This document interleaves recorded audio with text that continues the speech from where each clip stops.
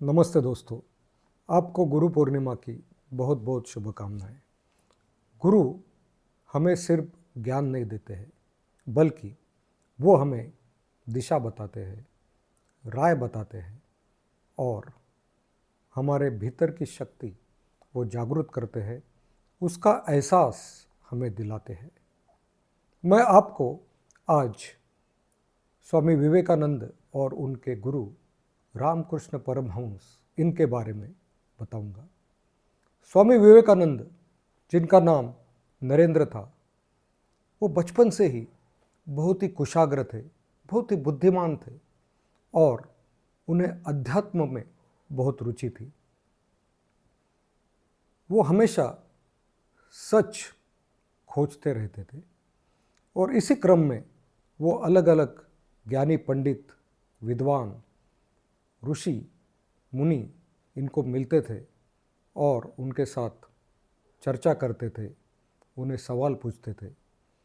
बहुत बार उन्हें समाधान नहीं मिलता था। एक दिन वो दक्षिणेश्वर के काली मंदिर में स्वामी रामकृष्ण परमहंस इनको मिले। स्वामी रामकृष्ण परमहंस ये साधारण पुजारी थे, लेकिन उनका व्यक्तित्व, उनका नॉलेज, उनका एक्सपीरियंस, आध्यात्मिक ज्ञान और सादगी, उससे स्वामी विवेकानंद बहुत प्रभावित हुए और उन्होंने उनको सवाल पूछा जो स्वामी विवेकानंद हमेशा सबको पूछते थे, क्या आपने ईश्वर को देखा है? और रामकृष्ण परमहंस ने तुरंत जवाब दिया, हाँ, देखा है। जैसे मैं आपको देखता हूँ, उससे अधिक स्पष्ट रूप से देखा है। इस जवाब से विवेकानंद अंदर से ही बहुत प्रभावित हुए। उन्होंने पहले बार सुना कि कोई ईश्वर को देखा ऐसा दावा कर रहे हैं। शुरुआत में तो विवेकानंद को थोड़ा डाउट था, लेकिन रामकृष्ण परमहंस ने अपना ज्ञान, अपना नॉलेज और अपना एक्सपीरियंस शेयर करके स्वामी विवेकानंद के जो तर्क वितर्क करने वाली बुद्धि थी, उसे भक्ति में बदल दिया। स्वामी विवेकानंद उनसे बहुत प्रभावित हुए और वो बार बार उनसे मिलने लगे, उनके साथ अलग अलग विषयों पर बातें करने लगे। धीरे धीरे वो स्वामी रामकृष्ण परमहंस जी के शिष्य बन गए। एक दिन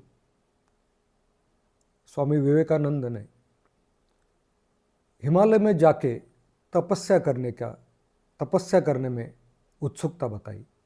तब रामकृष्ण परमहंस ने उन्हें कहा कि हमारी जनता, हमारा समाज यह अज्ञान और गरीबी में जूझ रहा है और इसी समय एकांत का आनंद लेना उचित नहीं।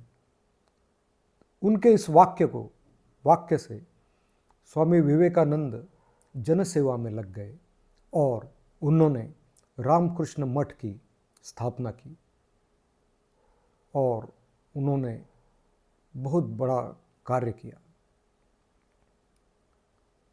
रामकृष्ण परमहंस और स्वामी विवेकानंद, इनका नाता सिर्फ गुरु और शिष्य का नहीं था, वो आत्माओं का मिलन था। रामकृष्ण परमहंस जी ने स्वामी विवेकानंद को बहुत ज्ञान दिया और उनकी भीतर की जो शक्ति थी वो जागृत की और उसके कारण स्वामी विवेकानंद एक बहुत बड़े भारत के आध्यात्मिक नेता बने, जिन्होंने भारत के विचार पूरे विश्व तक पहुंचाए।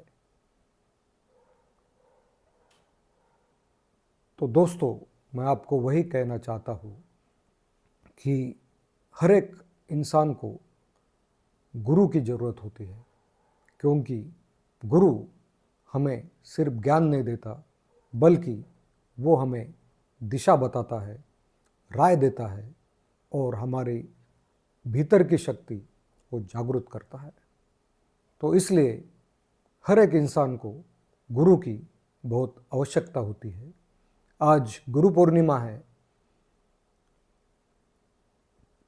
वेद व्यास, महर्षि वेद व्यास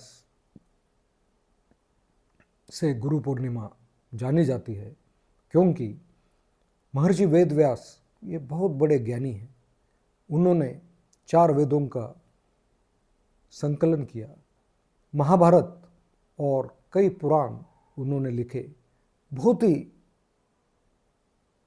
आध्यात्मिक और बहुत ही ज्ञानी पुरुष थे, और इसलिए गुरु पूर्णिमा उनके जन्म से जानी जाती है। आप सबको गुरु पूर्णिमा की बहुत बहुत शुभकामनाएं। धन्यवाद। जय श्री कृष्ण।